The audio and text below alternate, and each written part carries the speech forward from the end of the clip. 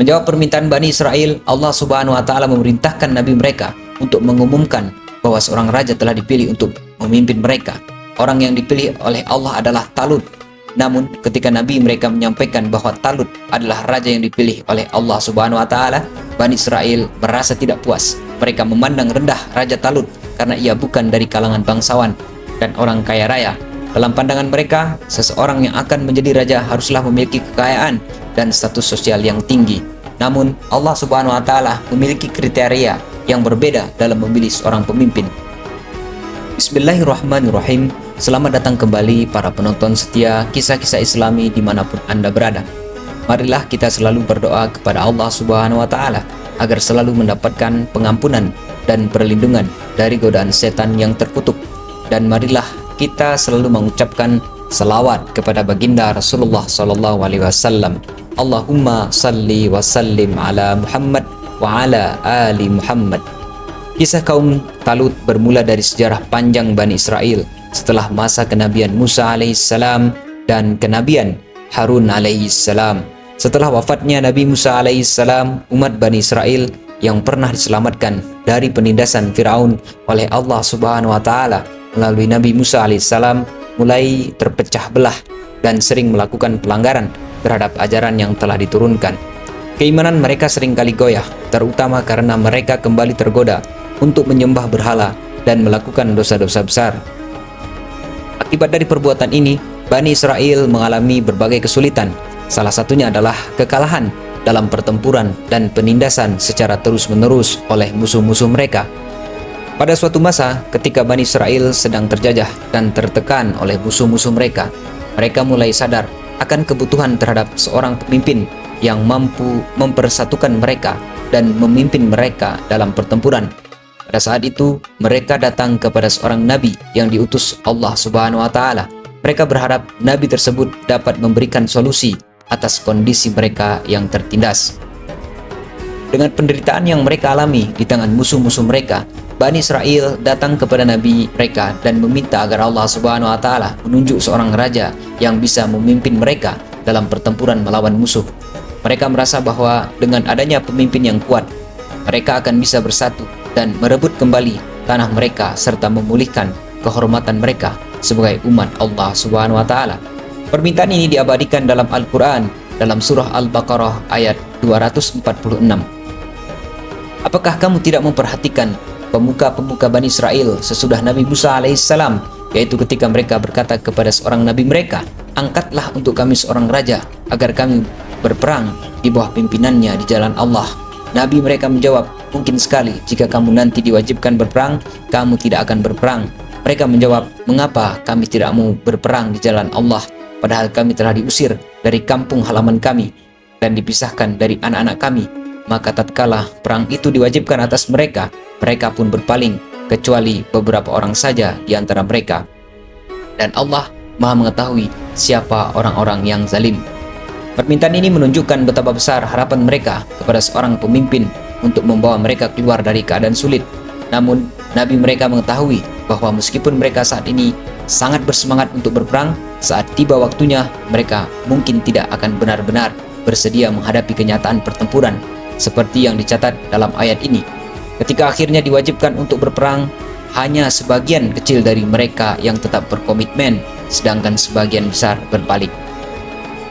Menjawab permintaan Bani Israel, Allah Subhanahu wa taala memerintahkan nabi mereka untuk mengumumkan bahwa seorang raja telah dipilih untuk memimpin mereka. Orang yang dipilih oleh Allah adalah Talut.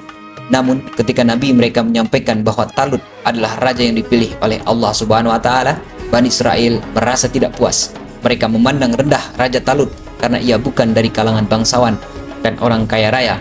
Dalam pandangan mereka, seseorang yang akan menjadi raja haruslah memiliki kekayaan dan status sosial yang tinggi. Namun, Allah Subhanahu wa taala memiliki kriteria yang berbeda dalam memilih seorang pemimpin. Nabi mereka berkata kepada mereka, sesungguhnya Allah telah mengangkat Talut menjadi rajamu. Mereka menjawab, bagaimana Talut memerintah kami, padahal kami lebih berhak mengendalikan pemerintahan daripadanya, sedang dia pun tidak diberi kekayaan yang banyak. Nabi mereka berkata, sesungguhnya Allah telah memilihnya menjadi raja kamu dan menganugerahkan kepadanya ilmu yang luas dan tubuh yang perkasa. dan Allah memberikan pemerintahan kepada siapa yang Dia kehendaki, dan Allah Maha luas pemberiannya lagi Maha mengetahui. Quran Surah Al-Baqarah ayat 247. Di sini Allah Subhanahu wa taala menegaskan bahwa kepemimpinan bukan hanya tentang kekayaan atau keturunan, melainkan tentang keahlian dan kapasitas yang diberikan Allah Subhanahu wa taala. Talut diberkahi dengan dua hal yang sangat penting bagi seorang pemimpin dalam perang: kekuatan fisik dan ilmu pengetahuan yang luas. Ini adalah kualitas yang diabaikan oleh Bani Israel yang lebih fokus pada aspek materialistik. Meskipun awalnya ada penolakan, akhirnya Bani Israel menerima Talut sebagai pemimpin mereka setelah Nabi mereka memberikan tanda dari Allah Subhanahu wa taala. Dalam surah Al-Baqarah ayat 248 dikisahkan bahwa salah satu tanda kekuasaan Talut adalah kembalinya tabut, yaitu peti perjanjian yang merupakan simbol rahmat dan ketenangan dari Allah Subhanahu wa taala bagi Bani Israel. Peti ini sebelumnya hilang akibat kekalahan mereka dalam pertempuran melawan musuh-musuh mereka. Dan Nabi mereka mengatakan kepada mereka, sesungguhnya tanda ia akan menjadi raja ialah kembalinya tabut kepadamu. Di dalamnya terdapat ketenangan dari Tuhanmu dan sisa dari peninggalan keluarga Musa dan keluarga Harun. Tabut itu dibawa oleh malaikat. Sesungguhnya pada yang demikian itu terdapat tanda bagimu jika kamu orang-orang yang beriman. Kembalinya tabut ini menjadi tanda nyata dari Allah Subhanahu wa taala yang meyakinkan mereka bahwa Talut benar-benar dipilih oleh Allah Subhanahu wa taala untuk memimpin mereka. Tabut dalam versi Islam adalah peti yang dipercaya membawa ketenangan dan rahmat dari Allah Subhanahu wa taala kepada Bani Israel. Tabut ini juga dianggap sebagai simbol kehadiran dan perlindungan Allah Subhanahu wa taala. Selain itu, di dalam tabut terdapat sisa peninggalan keluarga Nabi Musa alaihissalam dan Nabi Harun alaihissalam yang menurut sebagian riwayat mencakup benda-benda berharga dan suci seperti tongkat Musa, papan-papan yang berisi ajaran Taurat, atau bahkan beberapa pakaian dan benda-benda yang pernah dipakai oleh para nabi. Setelah Talut diangkat menjadi raja, ia mempersiapkan pasukan untuk berperang melawan musuh, terutama Jalut yang terkenal sebagai seorang pemimpin perang yang sangat kuat dan ditakuti kala itu. Talut tahu bahwa tidak semua yang ikut serta dalam pasukan memiliki kekuatan iman dan kesabaran yang diperlukan untuk menghadapi tantangan besar. Oleh karena itu, sebelum melanjutkan perjalanan ke medan perang, Talut memutuskan untuk menguji pasukannya agar hanya yang benar-benar siap yang akan berjuang bersamanya. Ujian yang diberikan oleh Talut kepada pasukannya adalah larangan untuk meminum air dari sungai yang akan mereka lewati, kecuali hanya sedikit dengan menggunakan tangan. Ini adalah ujian untuk mengukur disiplin dan kesabaran mereka. Maka tatkala Talut keluar membawa tentaranya, ia berkata, sesungguhnya Allah akan menguji kamu dengan suatu sungai. Barang siapa meminum airnya, maka ia bukanlah pengikut. Dan barang siapa tidak meminumnya, kecuali menciduk seciduk tangan, maka ia adalah pengikut. Kemudian mereka meminumnya, kecuali beberapa orang di antara mereka. Maka tatkala Talut dan orang-orang yang beriman bersama dia telah menyeberangi sungai itu, orang-orang yang telah minum berkata, kami tidak punya kekuatan lagi pada hari ini untuk melawan Jalut dan tentaranya. Orang-orang yang meyakini bahwa mereka akan menemui Allah berkata, betapa banyak terjadi golongan yang sedikit dapat mengalahkan golongan yang banyak dengan izin Allah, dan Allah beserta orang-orang yang sabar. Sebagian besar dari pasukan Talut gagal dalam ujian ini. Mereka meminum air sungai tersebut karena tidak mampu menahan rasa haus. Hanya sebagian kecil yang berhasil menahan diri dan menunjukkan kesabaran serta ketaatan terhadap perintah Talut. Ini menunjukkan bahwa tidak semua yang siap berperang secara fisik juga siap secara mental dan spiritual. Setelah menyeberangi sungai, pasukan Talut yang tersisa merasa kecil hati saat melihat pasukan Jalut yang sangat besar dan kuat. Mereka merasa tidak memiliki kekuatan yang cukup untuk melawan pasukan yang jauh lebih besar. Namun di antara mereka ada orang-orang yang yakin bahwa pertolongan Allah Subhanahu wa taala akan datang kepada mereka yang sabar dan berjuang di jalannya. Mereka mengingatkan pasukan lainnya bahwa kemenangan tidak ditentukan oleh jumlah pasukan, melainkan oleh izin dan kehendak Allah Subhanahu wa taala. Pasukan Talut akhirnya berhadapan dengan pasukan Jalut di medan pertempuran. Jalut dikenal sebagai pemimpin yang sangat kuat dan menakutkan, serta memiliki pasukan yang besar. Di antara pasukan Talut terdapat seorang pemuda yang kelak akan menjadi tokoh penting dalam sejarah Bani Israel, yaitu Nabi Daud alaihissalam. Pada saat itu, Nabi Daud alaihissalam masih muda dan belum diangkat menjadi nabi.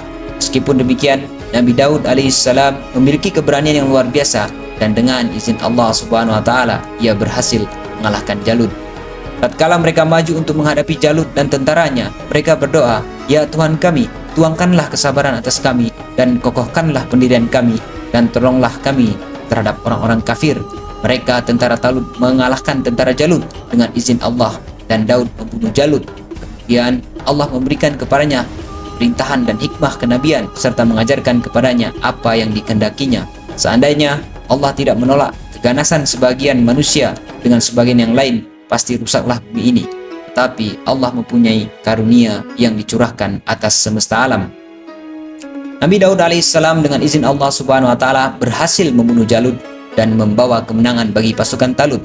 Kemenangan ini menjadi momen penting dalam sejarah Bani Israel karena tidak hanya mengakhiri penindasan musuh, tapi juga menandai awal dari kebangkitan Bani Israel di bawah kepemimpinan Nabi Daud alaihissalam.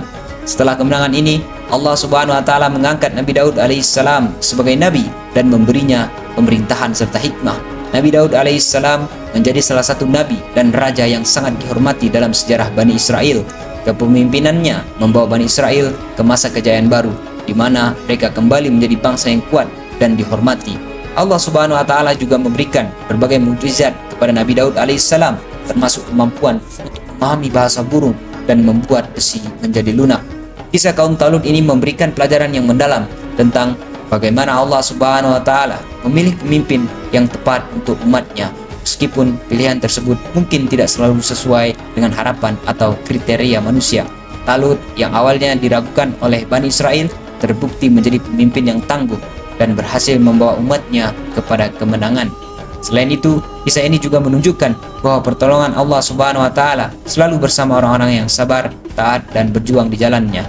Kisah ini berakhir dengan kebangkitan Nabi Daud alaihissalam sebagai pemimpin baru, melanjutkan misi yang dimulai oleh Talut. Allah subhanahu wa ta'ala memberikan kemenangan kepada kaum yang beriman dan menguji kesabaran mereka di sepanjang perjalanan mereka. Talut meski tidak berasal dari kalangan bangsawan, dipilih oleh Allah subhanahu wa ta'ala karena kekuatannya dan pengetahuannya, dan dengan iman serta kesabaran ia berhasil membawa kemenangan bagi Bani Israel. Allahu a'lam bishawab.